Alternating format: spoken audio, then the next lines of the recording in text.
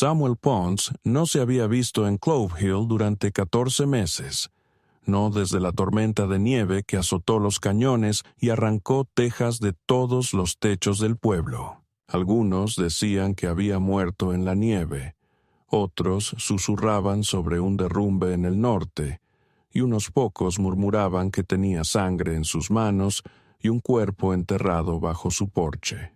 Cualquiera que fuera la verdad, cuando reapareció a principios del verano, conduciendo un carro gastado por la cuerda con un rifle colgado a la espalda y algo pesado envuelto en lona debajo de sacos de sal y carne seca, nadie se atrevió a preguntar dónde había estado. Llegó silencioso como el crepúsculo, con las botas arrastrando polvo, la barba más larga que nunca, y los ojos hundidos en algo que no parecía completamente humano.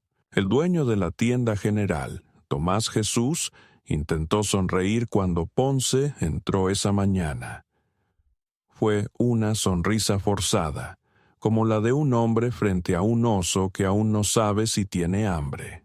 ¿Vuelves por clavos o cuerda?, preguntó Jesús, buscando instintivamente bajo el mostrador donde guardaba la vieja Smith & Wesson. Ponce no lo miró. Solo dejó 4 monedas de plata sobre la madera marcada y señaló hacia las herramientas de hierro colgadas en la pared del fondo. Jesús las tomó sin decir nada, con las palmas sudorosas. Afuera, Ponce cargó las herramientas en su carro junto a una silla rota y un montón de leña que había partido él mismo junto al arroyo. El sol golpeaba con fuerza el camino polvoriento y los caballos resoplaban a lo lejos. Pero Ponce se movía como un hombre hecho de piedra y sombra, ajeno al mundo de los vivos. La gente lo observaba desde las ventanas y tras las cortinas. Sus miradas centelleaban hacia la figura cubierta con una lona en la parte trasera del carrito, algo alargado y desigual, atado con una cuerda. Podría haber sido un venado, tal vez, o un montón de postes para la cerca. Pero la forma en que se movía a su alrededor con cuidado y protección, sin dejar nunca de vigilarlo, generaba una inquietud palpable. En el salón, el piano cesó cuando Samuel Ponce atravesó la puerta. Una partida de cartas se detuvo a medio juego. El tabernero, el viejo Emilio, quien en una ocasión sirvió whisky a Ponce la noche en que su hija desapareció, carraspeó sin pronunciar palabra. Samuel parecía envejecido no solo por las arrugas en su rostro, sino por la postura de sus hombros y el silencio que lo envolvía como un aceite denso. No pidió bebida ni se sentó. Se quedó parado un instante, recorriendo las caras con la mirada. Luego giró y se marchó sin articular un vocablo. Lo dejaron ir libremente. Nadie lo siguió. Nadie quiso hacerlo. Al acercarse nuevamente al límite del pueblo, al anochecer, el mulo trotaba despacio, arrastrando los cascos por parches de grava y salvia. No se detuvo en la iglesia, ni dirigió la vista hacia el cementerio, ni saludó al muchacho que agitaba la mano desde la herrería. Mantenía la mirada al frente, fija en el sendero que se curvaba hacia el barranco del sur, el camino a su rancho, el terreno que solo él cuidaba, aquel lugar del que la gente apenas hablaba en susurros. El cielo adquirió tonos anaranjados a sus espaldas, mientras cruzaba el viejo árbol de ajusticiamiento, donde 3 herraduras oxidadas aún se mecían con el viento, semejando campanas de hierro. Cuando llegó a la encrucijada cerca de la colina de Miguel, la mula se detuvo por sí sola. Samuel Ponce bajó, estiró la espalda y rodeó el carro. Tiró de la lona apenas un poco, dejando al descubierto la madera gastada, las bisagras de metal y un fragmento de algo tallado, delicado, con motivos florales. Era un ataúd. No tenía ninguna placa con nombre ni inscripción. Lo observó durante mucho tiempo y luego volvió a cubrirlo. Nadie lo había preguntado. Nadie se atrevía. Aquella noche, bajo el silencio inmenso de las estrellas, llegó a la entrada de su rancho. Las bisagras chirriaron cuando empujó la puerta, la maleza crecida, la cerca medio derruida. Ató a la mula, descargó las herramientas y dejó el carro donde estaba. El ataúd lo levantó él solo, despacio, con cuidado. Dentro de la casa todo seguía igual que antes. Polvo en la repisa, una taza en la mesa, un delantal colgado donde su esposa solía dejarlo. Colocó el ataúd en el centro del salón principal. Encendió una lámpara y quitó la lona. No había cuerpo adentro, sino decenas de objetos. Un relicario, una muñeca con un ojo faltante, una Biblia chamuscada en los bordes y un vestido azul pequeño, manchado con algo marrón y seco. Cerró la tapa con suavidad. Se dejó caer en la silla más cercana y no se movió hasta el amanecer. Sin lágrimas, sin oraciones, solo quietud. El viento hacía sonar las contraventanas, pero Samuel Ponce permanecía inmóvil, perseguido no por fantasmas, sino por la memoria, por una carga más pesada que la culpa y más fría que el dolor. Al día siguiente no fue al pueblo. Cavó en silencio, detrás del cobertizo, un hoyo profundo y cuadrado. Forró el borde con piedras.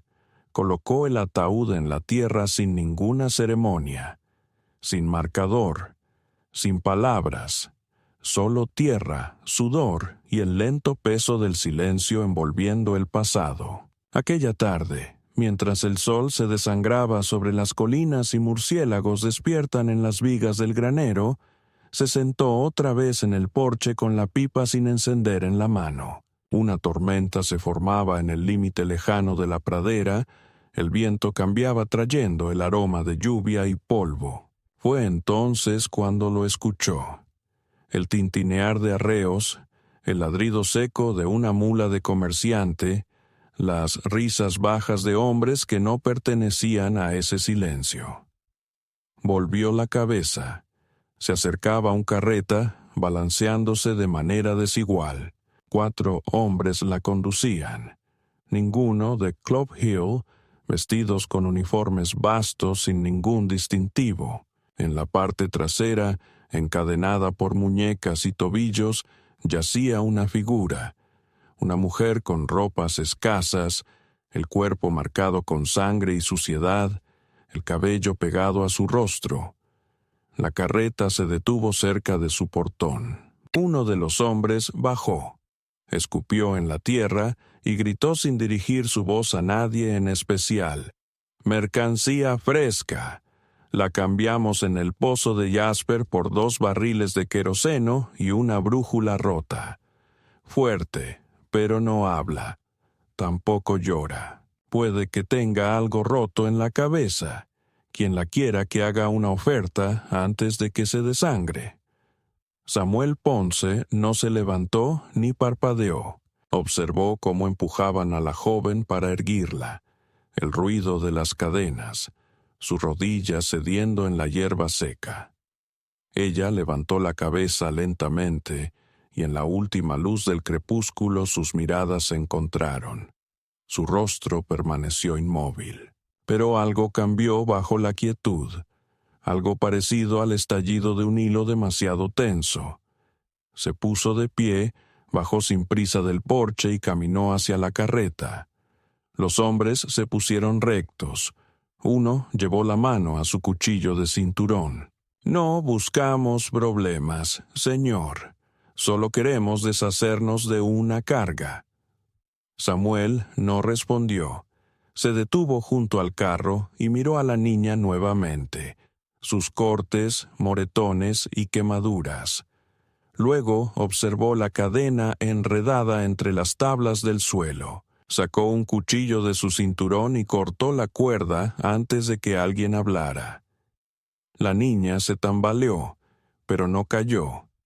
Uno de los hombres dio un paso adelante. «Oye ahora».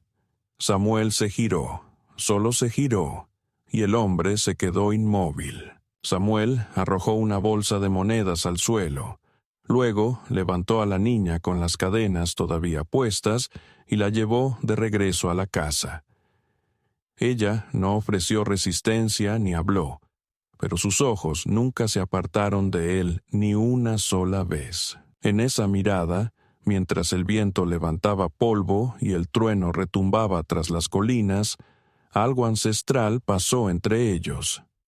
No era reconocimiento ni gratitud, sino algo más viejo, algo parecido a comprensión o advertencia, o quizás ambas cosas. Las cadenas se clavaban en su piel con cada sacudida del carro, el hierro demasiado apretado, los eslabones oxidados y mordiendo heridas costrosas que no habían tenido tiempo de sanar.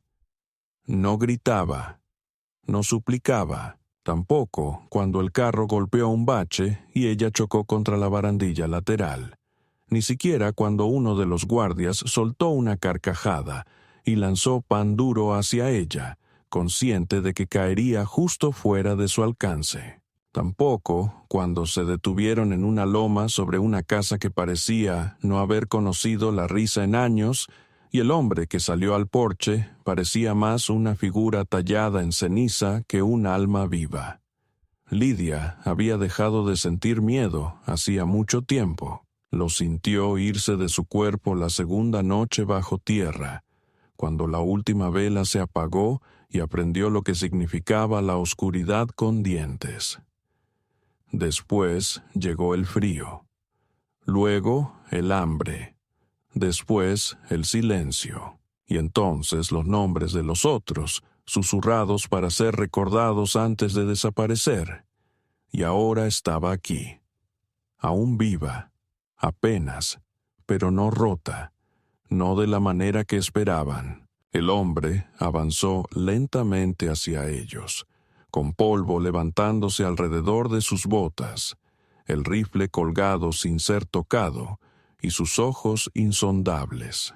Uno de los comerciantes se enderezó, moviendo la mano cerca de la empuñadura de una pistola, pero el hombre no mostró reacción alguna. Los observó como si no valieran la pena, como si hubiera presenciado cosas peores. Hubiera sido peor, y lo que ellos portaban no tenía comparación con el peso que él llevaba en la mirada. No preguntó quién era ella. No preguntó por qué estaba encadenada. No preguntó qué le habían hecho ni qué había hecho ella a cambio. La miró a ella, no sus moretones, ni la sangre seca en su vestido, ni el brazalete metálico fundido a su muñeca, ni las quemaduras que decoraban su hombro como una escritura fragmentada. Penetró en sus ojos, y algo dentro de ella se preparó, esperando la chispa habitual, ya fuera disgusto, lástima, curiosidad o deseo. Pero en lugar de eso, no hubo nada, solo quietud. Esa clase de quietud que significa locura o una misericordia tan gastada que ni siquiera tiene nombre. El hombre se volvió hacia el comerciante que masticaba una caña y dijo con una voz áspera como corteza seca que se quiebra: «¿Cuánto cuesta esa cadena?». El comerciante parpadeó, escupió al lado y respondió: «No es cuestión del metal, amigo. Forma parte de una deuda. No hay recibo de compra, pero viene del lote de Jasper». ¿Conoces a Jasper? Es cruel como las serpientes y el doble de difícil de matar. Tiene una docena como esta por el sur, pero esta es problemática. Mató a un cuidador con una maldita hebilla de cinturón. Nos dijeron deshacernos de ella sin ruido. Pensamos que tal vez alguien quisiera una oferta por esta locura. El hombre no parpadeó. «¿Cuánto pides por la cadena?».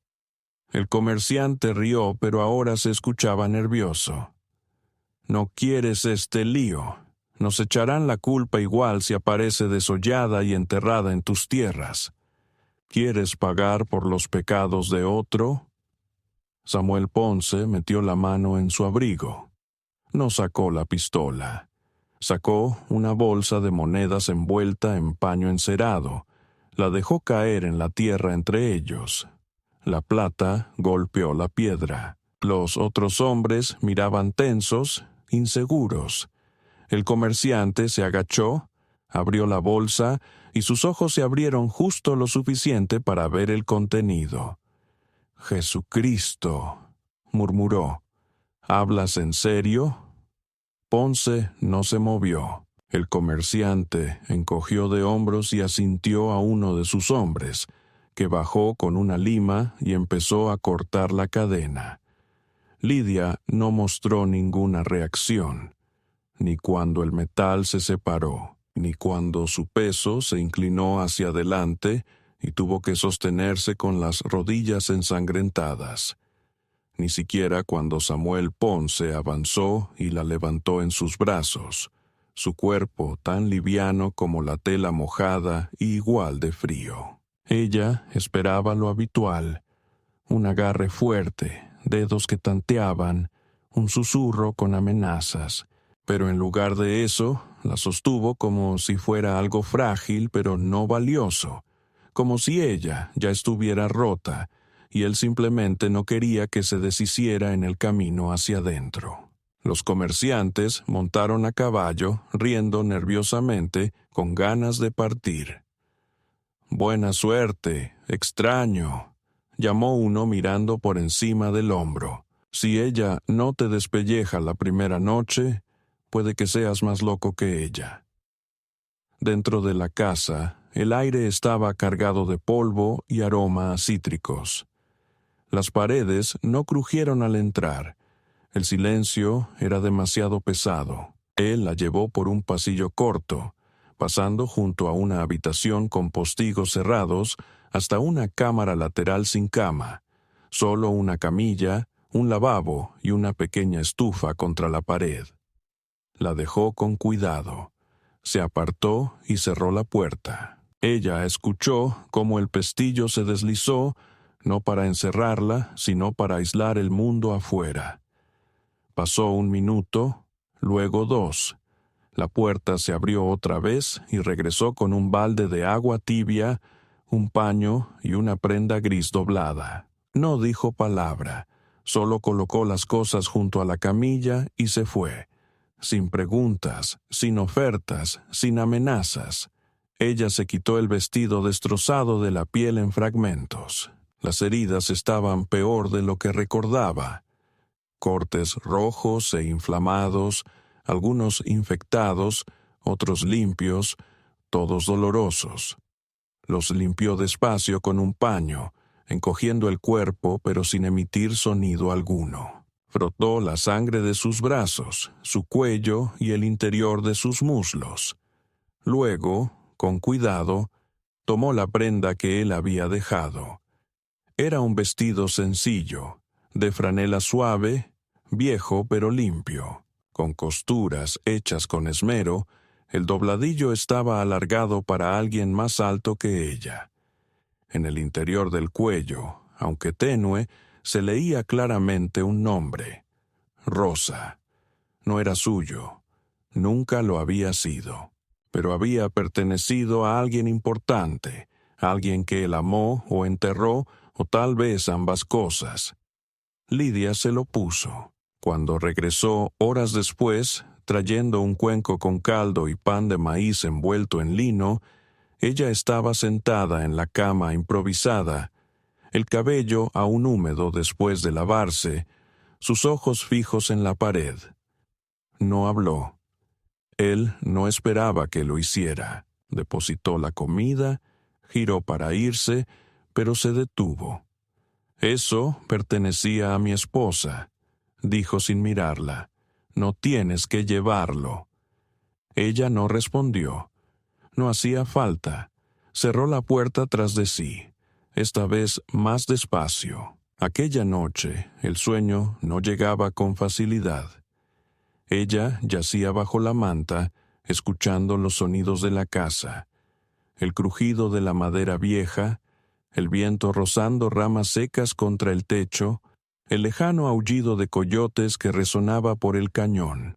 Pero no había pasos, ni llaves girando, ni respiraciones pesadas cerca de la entrada, solo silencio, y el aroma de algo que ardía suavemente en el hogar, un fuego limpio, sin humo ni descomposición. En algún lugar dentro de la oscuridad, Lidia finalmente soltó los dedos. Sus manos habían estado apretadas tanto tiempo que no había sentido el dolor. No sabía qué quería el hombre de ella. Quizá nada, quizá todo. Pero, en este instante, por primera vez en meses, tenía claro que no era presa.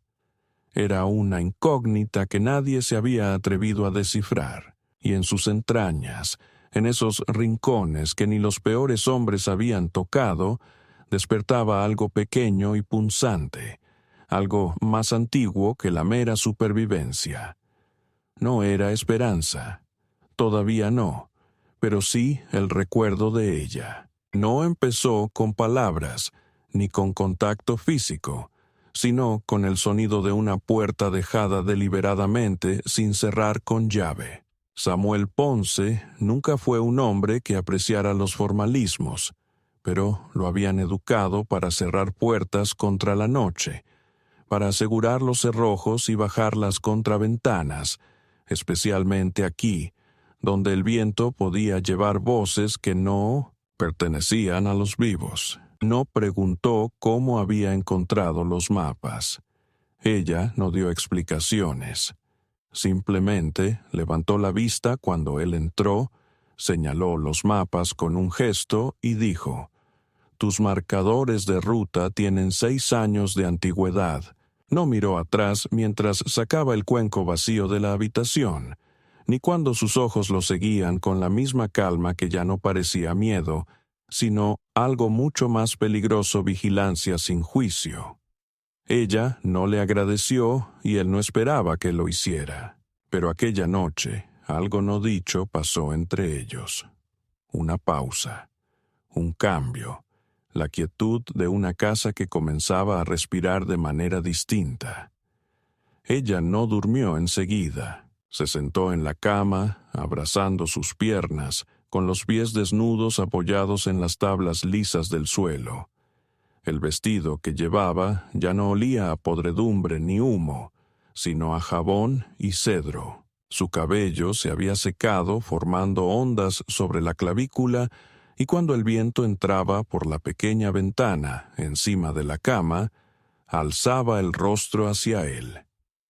No buscaba consuelo. Quería recordar que el mundo afuera seguía existiendo, que ya no estaba bajo él. Samuel Ponce, en el piso de abajo, estaba sentado en la mesa de la cocina con la espalda hacia el fuego y una taza de metal con té que se enfriaba en su palma.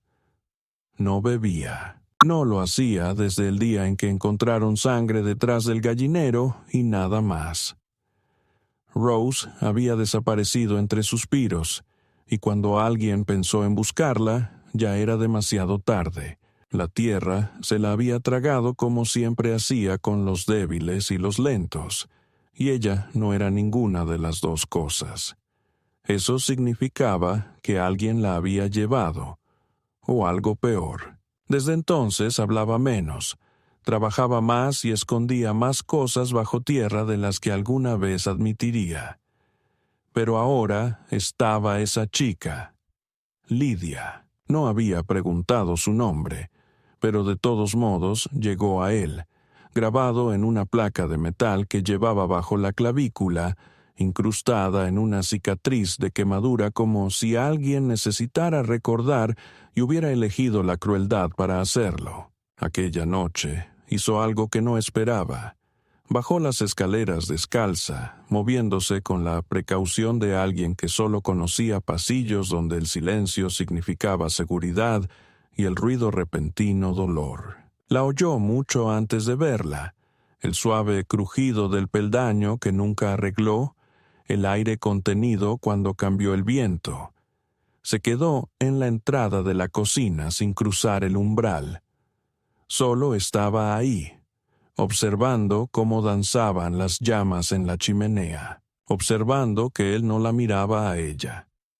No se volvió, pero dijo sin mirar, ¿tienes hambre otra vez? Ella negó con la cabeza. Él lo sintió más que lo vio.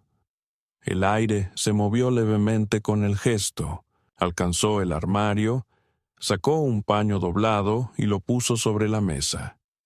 Dentro había un pequeño cuchillo de tallar, no como los de cocina, sino uno más delicado, antiguo, para dar forma a la madera. Lo deslizó hacia el borde más cercano a ella. Mi esposa hacía cucharas, comentó. Cuando no podía dormir, decía que tallar evitaba que sus manos recordaran otras cosas. Lidia dio un paso adelante lentamente. Sus dedos de los pies se curvaron contra el suelo frío. No tocó el cuchillo todavía, pero se sentó. Eso fue suficiente. Lo que siguió fue más lento, más extraño. Ella nunca habló. Él nunca insistió. Pasaron días trabajando en paralelo.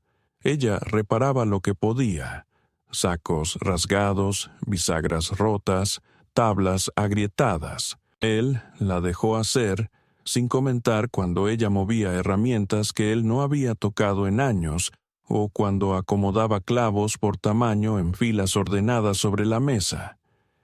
Ella nunca salió de la propiedad, ni una sola vez, ni siquiera hasta la loma. Él la observaba desde el porche mientras ella arrastraba una silla rota bajo el sol y se sentaba con la espalda apoyada en la pared del granero, un trozo de cuero en una mano y un pequeño cuchillo en la otra. Ella tallaba líneas en él.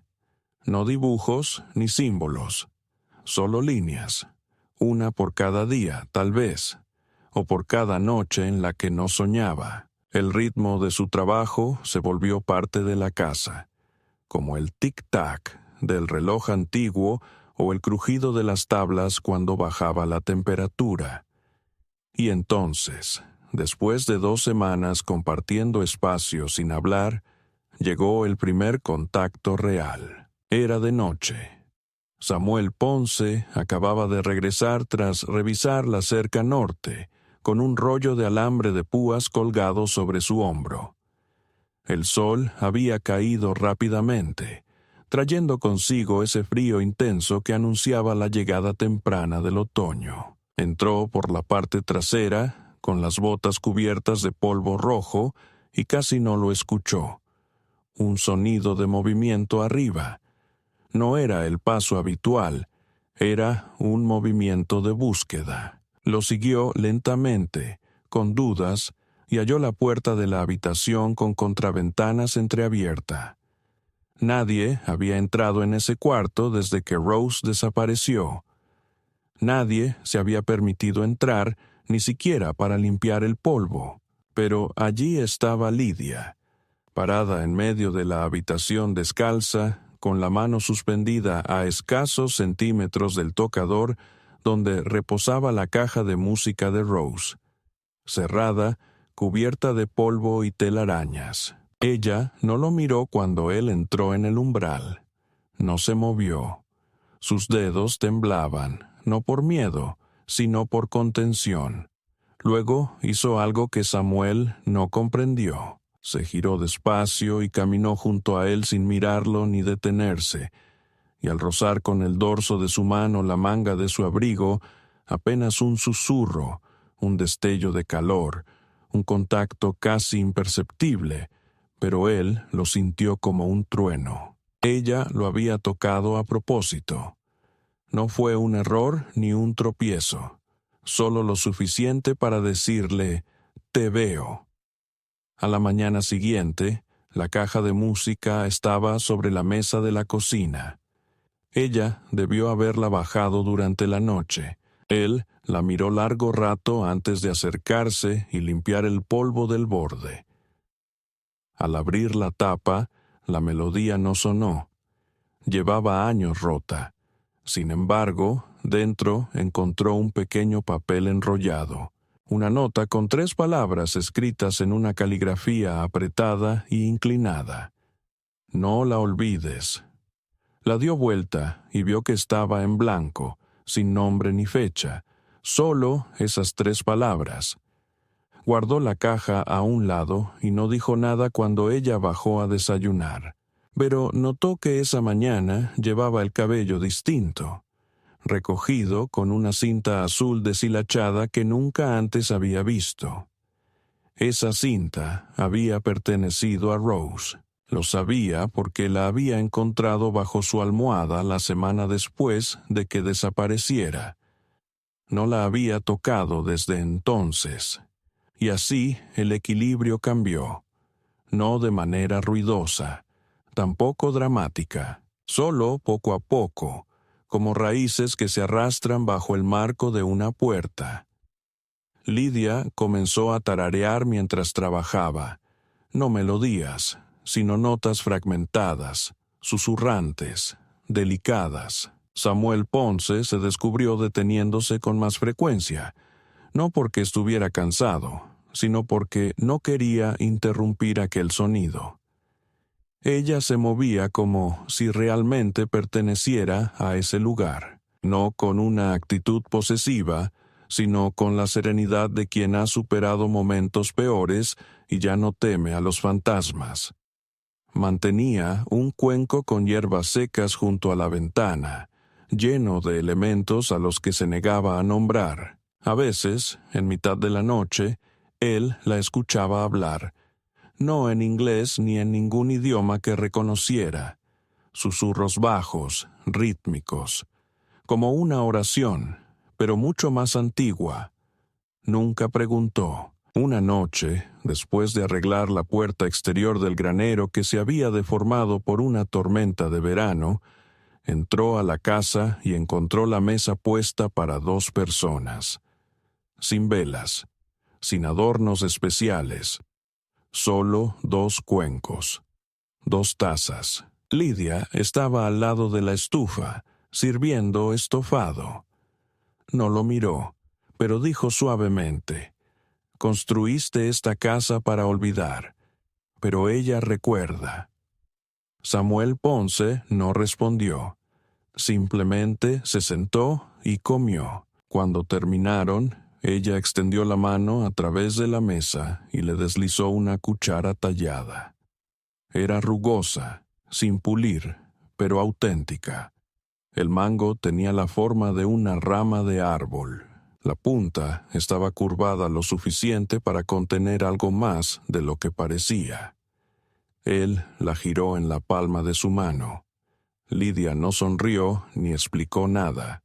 Solamente se puso de pie y salió del cuarto. Más tarde esa noche, mientras el fuego se consumía lentamente y las sombras se alargaban por todo el suelo, colocó la cuchara junto a la caja de música sobre la repisa, y por primera vez en más de 1 año pronunció su nombre en voz alta. No dijo el nombre de Lidia sino el de Rose. Susurró: «Todavía estoy aquí.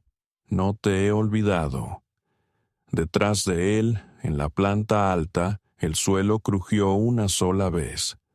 Luego reinó un profundo silencio. Esa fue la noche en la que el viento cambió. Ninguno de los 2 logró dormir. La tormenta llegó sin aviso previo, no aquella que se forma durante días con nubes espesas y animales inquietos, sino la que aparece de un cielo despejado como un juicio implacable. Era cerca del anochecer y Samuel Ponce estaba en el pastizal del sur, revisando la línea de la cerca donde los coyotes habían estado probando el alambre, una lenta invasión de carroñeros más pacientes que desesperados. El aire había permanecido quieto todo el día, cargado con ese silencio previo al otoño en que el viento contiene la respiración, y hasta los insectos se movían con lentitud, esperando. Lidia estaba en el granero, trabajando en su silencio habitual, clasificando las hierbas secas que había recogido esa semana a lo largo de la loma. Romero, agujas de pino y algo amargo que él no reconocía, pero había aprendido a no cuestionar. El cielo cambió, no volviéndose negro, sino mostrando un color tan profundo que parecía irreal, un púrpura impregnado de humo y metal, como un hematoma en el borde del mundo. Ponce se enderezó del poste que reparaba y miró hacia las colinas. Luego volvió la vista a la casa. No corrió, nunca lo hacía, pero se movió más rápido de lo habitual, arrojando el alambre y el martillo en la caja y subiéndose a la montura justo cuando la primera ráfaga de viento azotó el campo y lanzó a las gallinas a gritar dentro del gallinero. Cuando llegó al granero, Lidia ya estaba afuera. Sin abrigo, sin zapatos, permanecía en el aire libre con los brazos relajados a los lados, el rostro dirigido hacia el cielo como si escuchara algo lejano, algo profundo, algo verdadero, algo antiguo. Su cabello ondeaba alrededor de su cara, y no parpadeó cuando el primer relámpago partió la cresta, demasiado lejos para caer, pero lo bastante próximo para hacer temblar la tierra. Samuel Ponce bajó de un salto, agarró su brazo y gritó sobre el viento, «¡Entra!». Pero ella no se movió. Sus ojos estaban abiertos de par en par. Sus labios se movían sin emitir sonido, y de repente su mano se estiró, señalando no hacia la casa, sino hacia el norte, hacia el viejo pino que se inclinaba sobre el cobertizo del ganado, aquel que había querido talar la primavera pasada, pero había dejado intacto por memoria, por pereza o por algo más difícil de identificar. Se giró justo a tiempo para ver cómo el cielo se abría.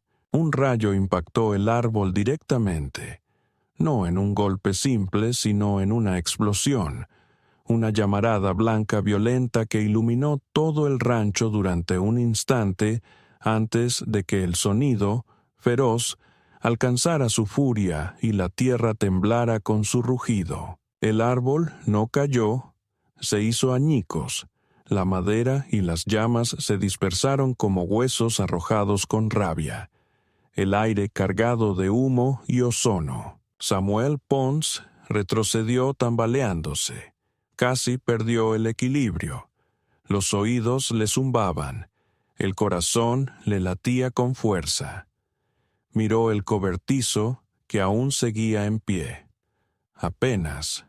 Una esquina humeaba, la pared partida por la mitad. El ganado dentro balaba, asustado. Entonces vio a ella. Lidia no se había movido. Estaba como una roca en un río. Su cuerpo temblaba, pero permanecía firme. Sus ojos fijos en la ruina humeante. Y solo entonces se volvió hacia él. Él no preguntó cómo ella lo había sabido. Tampoco quiso saber por qué no había hablado, ni huyó, ni gritó. Simplemente tomó su mano no para mandar, sino para mostrar comprensión y juntos empujaron la puerta abierta. Empezaron a guiar a los animales fuera uno a uno, aunque el viento intentaba empujarlos hacia atrás y las chispas bailaban en los bordes de sus mangas. Trabajaron sincronizados, con el toque sereno de ella en los costados de los animales asustados, y la voz baja y firme de él. Les llevó 1 hora trasladarlos a un lugar seguro, 1 hora llena de sudor, humo y truenos sobre sus cabezas como si dioses pisotearan un cielo incendiado. Pero lograron hacerlo. Cuando el último ternero entró en el refugio de piedra al lado del almacén de alimento, Lidia se dejó caer de rodillas en el barro, respirando en silenciosas y profundas bocanadas, y Samuel Ponce se arrodilló a su lado, sin hablar, solo observando cómo sus hombros subían y bajaban. Más tarde, Cuando la tormenta había cesado y los relámpagos se habían desplazado hacia otro mundo, Samuel Ponce la llevó adentro y la sentó junto al fuego. Sus manos estaban quemadas, la piel roja y con ampollas en varias partes. Él buscó ungüento y agua. Trabajó en silencio, envolviendo sus dedos con tiras de lino, evitando mirarla a los ojos. Pero ella lo observó. Al terminar, ella metió la mano en el bolsillo del vestido, que aún era de su esposa y seguía siendo demasiado grande, y sacó un pequeño objeto de latón. Era una llave, antigua, gastada, del tipo que sirve para abrir cajas o armarios. La puso sobre la mesa entre ellos, sus manos vendadas temblando un poco. Ella me la mostró, dijo con voz áspera, baja, casi un susurro pero más pesada que un trueno. En el sueño. La vi. Estaba junto al pino donde cayó el relámpago. Me dijo que no temiera al fuego, que solo toma lo que ya está hueco. Samuel miró la llave. Sabía que abría. Sabía lo que había enterrado en el fondo de la despensa, bajo las tablas del suelo que él mismo había clavado, con manos que habían olvidado cómo cuidar. Aquella noche, después de que Lidia cayó en un sueño tan profundo que parecía la muerte, Samuel Ponce abrió el espacio oculto detrás de la despensa y sacó la caja. No la había tocado en 2 años. Dentro estaban las cartas de Rose, las que ella escribió cuando recién llegaba, cuando aún creía en esta tierra y en él, antes de que el suelo se volviera amargo y algo dentro de ella quedara congelado. La llave encajó sin problema. Leyó las cartas a la luz del fuego. Cada línea era un puñal, cada firma un espectro. En el fondo del montón había una fotografía.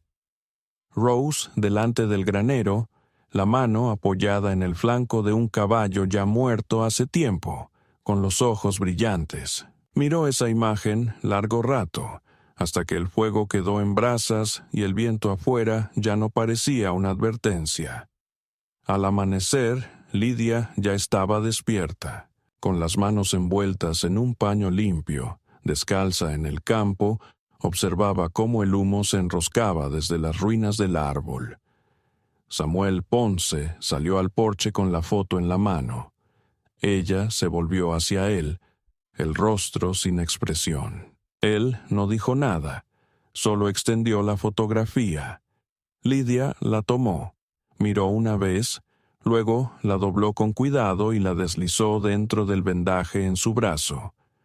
No para ocultarla, sino para conservarla. Después asintió, se volvió hacia el campo y sin mirar dijo, «No fue la tormenta, fue el recuerdo de lo que no hiciste». El rayo solo siguió ese recuerdo hasta casa. Y él comprendió. El rumor comenzó en la tienda general, como suele ocurrir, con polvo de harina sobre el mostrador y mujeres cansadas intercambiando miradas que decían más que sus palabras. Alguna decía que había visto a la chica caminando descalza por el campo de Ponce antes de que estallara la tormenta, con la cabeza inclinada como si escuchara voces en el viento. Otra mujer contaba que la oyó hablando con los caballos, no solo murmurando o silbando suavemente, sino pronunciando palabras, frases en una lengua que nadie reconocía. Al final de la semana, la chica ya no tenía nombre en el pueblo, solo una figura, esa que llegó encadenada, o peor, la bruja de Ponce. La esposa del predicador se negaba a pasar por la verja si la veían afuera. Un niño juró que ella tocó a su perro y el animal aulló durante horas y no quiso acercarse al agua. Cuando la leche se echó a perder demasiado rápido en 3 casas y la vieja tumba en la loma de Miguel se hundió tras una intensa lluvia, desenterrando huesos sin ataúd que los explicara, las habladurías se volvieron más crueles. Samuel reconocía el cambio de ánimo en un pueblo. Ya lo había vivido antes, hace mucho tiempo, cuando una mujer en Pine Creek se ahorcó y los hombres enterraron con ella a su hijo, diciendo que la sangre estaba maldita. Recordaba los garfios, la mirada de los hombres cuando la razón cedía ante la justicia propia. Y de nuevo escuchaba ese tono en los pasos tras él en la herrería, en el silencio que caía al entrar al salón, cuando las voces bajaban lo justo para ocultar acusaciones con simples conversaciones. Pero Lidia no parecía tener miedo. Se movía por el rancho como si la tormenta hubiera liberado algo dentro de ella, como si ya no necesitara permiso para existir. Caminaba descalza, tranquila, y sus manos se habían curado, mostrando cicatrices pero conservando su habilidad. Creaba objetos pequeños y precisos, amuletos de cuerda y madera, botones de hueso, plumas de pájaro, cosas que colgaba en clavos o sobre los marcos de las puertas. Samuel Ponce no preguntaba. La observaba atar 3 hebras de crin negra sobre el gallinero y susurrar algo entre dientes mientras las aves cacareaban y se movían, extrañamente calladas. La veía arrodillarse junto al pozo, presionar ambas manos sobre el borde de piedra y quedarse allí quieta por más de 1 hora. Por la noche, se sentaba junto al fuego con un libro que no podía leer, pasando las páginas solo con el tacto. Nunca hablaba del pueblo. Jamás pedía irse, pero su silencio ahora parecía menos evasión y más una forma de prepararse. Cuando llegaron, no fue con gritos ni caos. Aparecieron con botas y sombreros, voces firmes bajo el calor de la tarde. Eran 8 en total, hombres y 2 mujeres, parados al borde de la propiedad de Ponce, armas al costado pero miradas agudas. No dijeron nada, solo permanecieron allí hasta que Samuel bajó desde el granero y los encontró junto a la puerta. El mayor, Martin Withers, dio un paso adelante, sus manos curtidas, rostro arrugado y hundido por años de guardar amargura como agua en un jarro roto. Que cometan ese error. Al amanecer regresaron. Esta vez eran 10 hombres en formación completa. 2 portaban antorchas, 2 con granadas de pedernal, y el resto llevaba grilletes que sonaban como campanas. Desde que ella llegó, los terneros nacen muertos. Las cosechas se echan a perder antes de tiempo. El viento nunca sopla bien. Mi hijo dice que ella habla con cosas que él no puede ver. Mi esposa se despierta gritando y dice que la vio parada al pie de la cama, solo observando. Samuel lo miró fijamente por un largo momento. Luego dijo, ¿ella tocó a tu hijo? No. ¿Se acercó a tu cama? No. Entonces tal vez tu casa es lo que está roto. Withers dio un paso hacia adelante. ¿Crees que estos son solo cuentos de mujeres? Ella lleva la muerte pegada a su piel. Camina como si hubiera estado dentro de la tierra y regresara torcida. Hemos visto cosas. Tú también las has visto. La mano de Samuel Ponce reposaba con suavidad sobre el poste. No alzó la voz. Ella es muda. Muda no significa sorda, replicó otro hombre detrás de Withers. Y sorda no quiere decir ciega. Ella percibe cosas que no debería. Cosas que no tenemos derecho a conocer. Samuel giró la cabeza, intuyendo la figura tras las cortinas. Lidia estaba justo dentro de la casa, con los ojos tranquilos y los brazos a sus costados. No mostraba miedo, no a ellos, ni a este instante, solo parecía agotada. Samuel avanzó un paso, sus botas hundiéndose en la tierra como anclas firmes. Han venido porque les domina el miedo, pero no saben a qué le temen. Por eso resultan peligrosos. Withers frunció el ceño. Estamos para proteger el pueblo. La mandíbula de Samuel se tensó. De una niña que no pronuncia palabra desde que llegó, de una niña que sabe dónde están los cuerpos antes de que los encuentren, dijo la mujer junto a Withers con los brazos cruzados. De una niña que no llora ni sangra cuando debería, de algo fuera de lo común. Samuel permaneció inmóvil. Entonces váyanse. Aquí no hay espacio para su temor. No queremos regresar con fuego, advirtió la mujer. Ya vimos lo que ocurre cuando los hombres toman decisiones equivocadas. Samuel se apoyó en la puerta. Yo también, dijo mientras esperaba. Withers lo miró un momento más y después se dio la vuelta. Los demás lo siguieron. No hubo disparos ni amenazas. Sin embargo, el mensaje ya estaba claro. Observó cómo se alejaban a caballo y luego volvió la mirada hacia la casa, donde Lidia permanecía justo donde la había dejado. Subió los escalones del porche, abrió la puerta y la miró fijamente.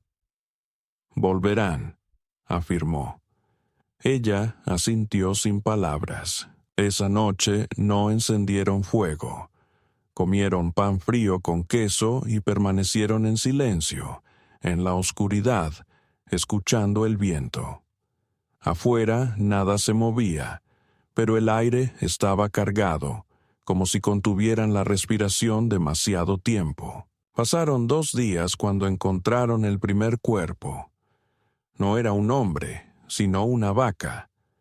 No había sido sacrificada para la carne, sino en un ritual.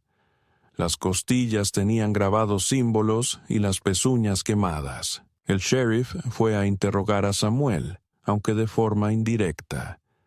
Preguntó si había visto extraños en las tierras o si Lidia había hablado alguna vez de las montañas.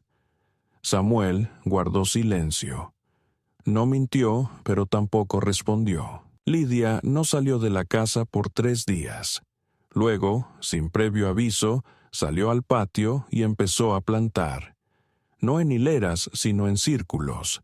Círculos salvajes, perfectos, sin sentido a la vista sobre la tierra. Tarareaba mientras trabajaba. Entonces regresaron los pájaros. Decenas de ellos. Muchos, demasiados. Llenaron los árboles, las cercas y las vigas. Observaban y cantaban. Pero tan rápido como llegaron, desaparecieron. Al 7º día, Withers regresó, solo, sin botas, sin sombrero. Su rostro estaba pálido, su voz monótona. «Me equivoqué», dijo. «El hijo de mi hija cayó en el pozo. Ella se fue, tu niña. Se fue por un momento, tal vez, pero la encontró. Escuchó un sonido que nadie más pudo. Lo sacó antes de que sus pulmones fallaran. Ahora respira. Tiene los ojos abiertos». Samuel esperó. Withers bajó la mirada. «Ella está aquí por alguna razón. No sé cuál es, pero no volveré. No con fuego, ni con nada». Samuel asintió una vez. Withers se marchó. Esa noche, Samuel entró al jardín. Lidia estaba arrodillada, con tierra en las palmas y el cabello enredado con hojas. Él se sentó a su lado, despacio, con las articulaciones doloridas. Ella no levantó la mirada. Él dijo: «Seguirán susurrando». Ella respondió en voz baja: «Siempre lo harán». «¿No tienes miedo?» «He visto cosas peores». Lo miró entonces, y por primera vez extendió la mano no para dar órdenes ni por obligación, sino para apartar un mechón de su mejilla. Sus ojos se cerraron, su respiración se calmó, y entre ellos el silencio ya no era frágil. Era un límite, un lazo, una promesa. no para ser normales, ni para ser comprendidos, sino para ser escuchados. Y quizás eso era todo lo que importaba. La primera nevada cayó aquella noche en que Samuel Ponce no regresó a casa. Era muy temprano para la nieve, inesperada, seca y punzante como polvo de hueso llevado por el viento, cubriendo la cresta con una delgada y engañosa capa blanca que incluso silenciaba a los coyotes. Lidia esperó durante toda la tarde, pendiente del sonido del pestillo de la puerta, del crujido del cuero o del inconfundible golpe de sus botas en los escalones delanteros. Pero a medida que el cielo oscurecía y ningún ruido se escuchaba excepto el susurro del viento entre las secas cañas del jardín, una sensación de angustia comenzó a apoderarse de ella. Antes del anochecer ya sabía que algo andaba mal. Había señales, pequeñas, pero ahora evidentes para ella. Las gallinas no habían salido del gallinero esa mañana, ni siquiera cuando esparcía el alimento. La leche tenía un sabor amargo y 3 de los amuletos protectores que había tejido y colgado en los aleros se habían caído durante la noche sin viento, suficiente para justificarlo. Intentó no hacer caso a sus instintos porque esa sabiduría profunda, la parte de ella que había sobrevivido en silencio, sangre y fuego, le estaba mostrando la verdad antes de que su razón pudiera aceptarla. Samuel Ponce no estaba retrasado. Lo habían llevado. Se movió con calma y precisión, vistiéndose por capas, colocando sobre sí el abrigo que él le había entregado cuando llegó la primera helada hace 2 semanas. Era demasiado grande para ella. Colgaba de sus hombros como una piel mudada, pero conservaba su aroma. Ceniza, cedro y algo ligeramente metálico. Llenó una bolsa con las herramientas que ya no le generaban dudas, envolvió sus dedos con tela para protegerse del frío y salió de la casa por la puerta trasera, adentrándose en la luz pálida de la luna cubierta por la nieve. El sendero que él había seguido se dirigía hacia el Paso Norte, donde el terreno desciende entre cañones y un bosque de pinos enredados, un lugar que los habitantes evitaban después del anochecer, incluso en verano. Él había partido solo para intercambiar provisiones con el viejo colono cercano a Bitter Hollow y debía haber regresado a media tarde. Pero no lo hizo. Y ella sabía la razón. No tardó mucho en encontrar la sangre. No era mucha, solo una mancha ligera en un poste torcido cerca del desvío, medio oculta por la escarcha, cuyo color ya se oscurecía tomando un tono más parecido al óxido que al rojo. Luego apareció una huella de bota, arrastrada a medias, después otra. Un rastro que siguió sin dudar, internándose entre los árboles donde las sombras se espesaban y la nieve caía más lentamente, como si no quisiera tocar el suelo. Su respiración era constante, no había pánico ni esfuerzo, y sus ojos examinaban el sotobosque como un animal que sabe rastrear. Se movía con una velocidad mayor a la normal, impulsada no por temor, sino por una claridad intensa. Podía verlo, su figura encorvada, con los brazos atados detrás, la cabeza sangrando.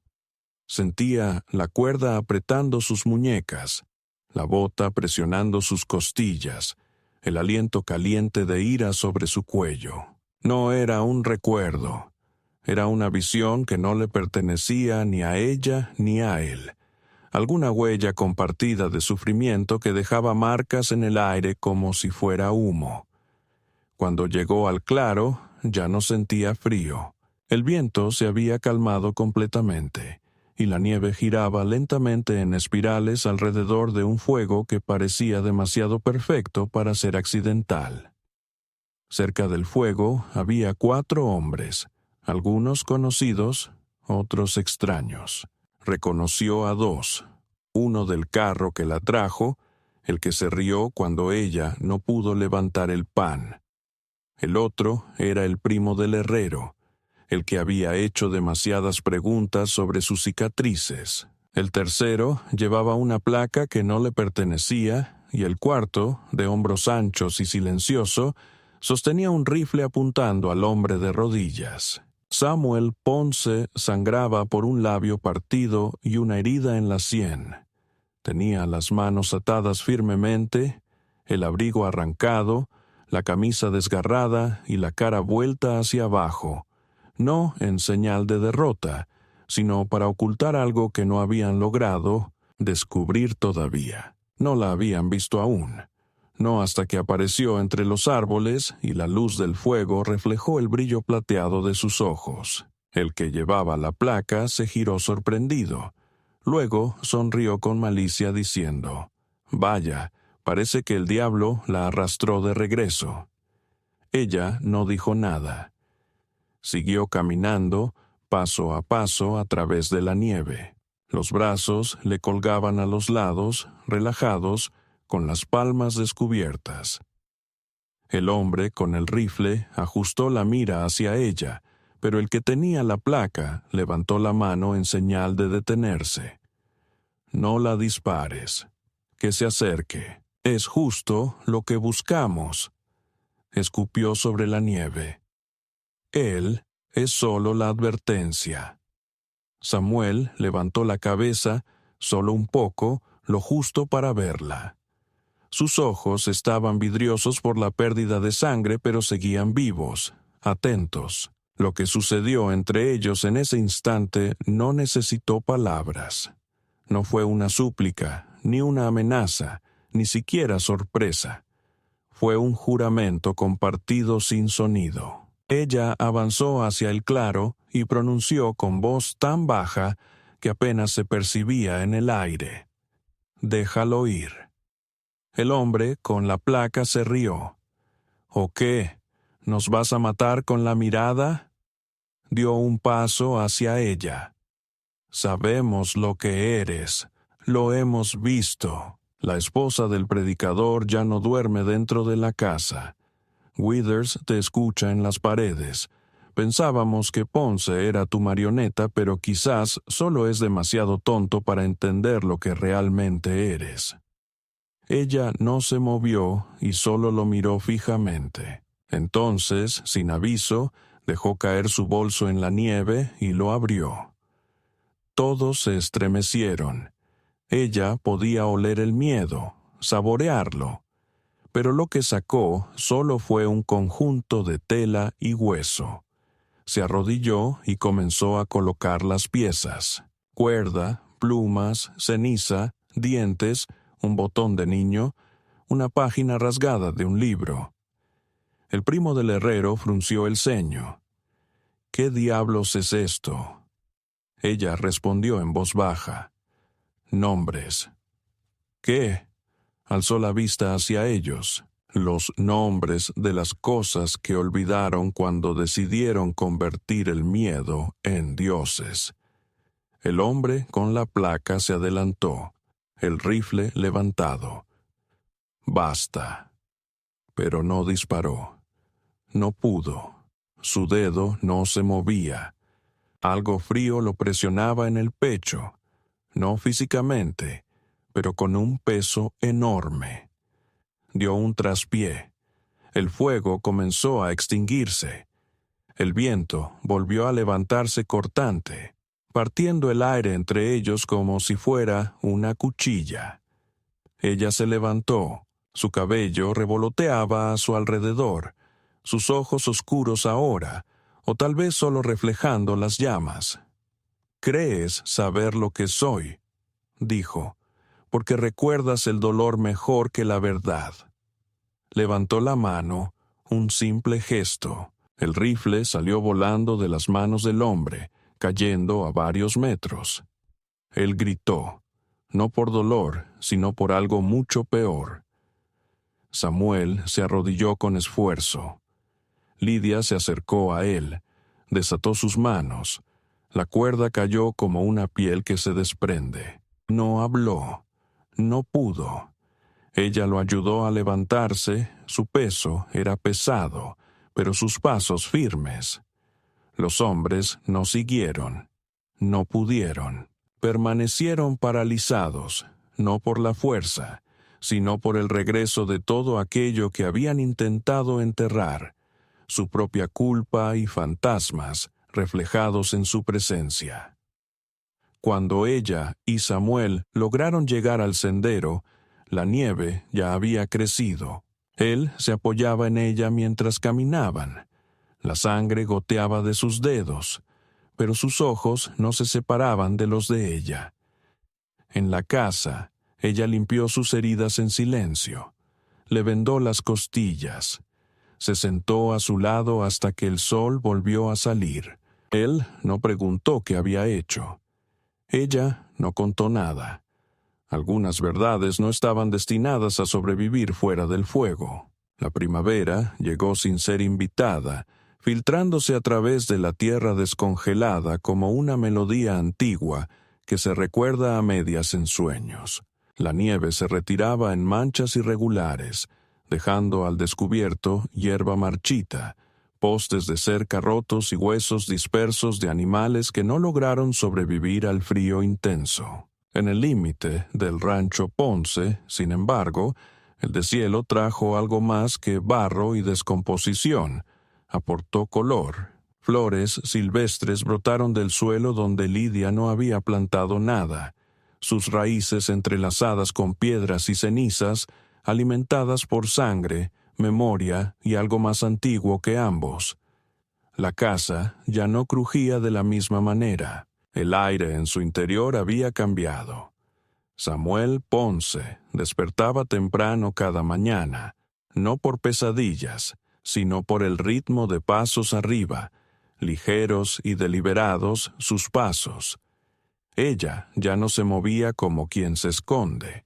Su presencia llenaba la casa, no como un eco ni como sombra, sino como algo vivo y consciente. Ahora cantaba, aunque no a menudo y sin palabras, sino con largos y lentos murmullos que se enroscaban entre las vigas y se extendían hacia los campos como un tipo de hechizo no para espantar el mal, sino para recordarle a la vida dónde pertenecía. Los habitantes del pueblo no comentaban lo sucedido en el claro, simplemente no podían hacerlo. Aquellos que la habían visto, que enfrentaron su voz y regresaron sin cambios, llevaban ese recuerdo como una hoja afilada presionada justo bajo la piel. Ninguno volvió a las tierras de Ponce, no con preguntas, no con antorchas. Lo dejaron en paz, pero a veces aparecían pequeñas cosas en la puerta, un manojo de hierbas, un hueso de cordero envuelto en tela, un collar de cuentas del río. Nunca llamaban ni golpeaban. Solo dejaban ofrendas no por miedo, sino por una reverencia a regañadientes. Y Lidia las recogía no todos los días, pero cuando el viento cambiaba y sentía el impulso, las guardaba en una caja de cedro junto a la chimenea, debajo de la cuchara que había tallado para él, al lado de la fotografía doblada de Rose que Samuel ya no ocultaba. Habían creado un vínculo entre ellos aunque ninguno se atreviera a llamarlo amor en voz alta. El amor les parecía demasiado frágil, demasiado débil para el mundo que habían soportado. Lo que compartían era más antiguo, construido con esfuerzo y silencio, con la manera en que ella aprendió a coser sus camisas sin tomar medidas, y la forma en que él ajustó las puertas del granero para que pudiera cerrarlas desde dentro si lo deseaba. Él nunca entraba en su habitación a menos que ella dejara la puerta abierta. Ella nunca preguntaba a dónde iba cuando desaparecía antes del amanecer y regresaba con tierra en las botas y los ojos enrojecidos. No importaba. No llevaban cuentas, simplemente permanecían. Elegían. Una tarde, mientras el sol se extendía largamente por la cresta y las gallinas se calmaban sin hacer ruido, Samuel Ponce se quedó en el borde del porche observando a Lidia arrodillada en el campo, sembrando algo que sacaba de su palma hacia la tierra. No pudo distinguir qué era, y ella no lo comentó. Pero cuando se levantó, con las manos manchadas de tierra, lo miró durante un buen rato, y luego asintió hacia la ladera detrás del cobertizo. Esa noche, ella lo llevó hasta allí. En la oscuridad, con solo la linterna entre ellos, le mostró un lugar que había despejado. Era un jardín, de alguna manera, pero no para cultivar alimentos. Había marcadores en círculo amplio hechos con ramas y tablones viejos de cercas, cada uno atado con un trozo de tela, algunos blancos, otros negros y algunos rojos. Se arrodilló junto a uno. «Los otros», dijo, «de antes». Su voz no tembló. Él no preguntó quiénes.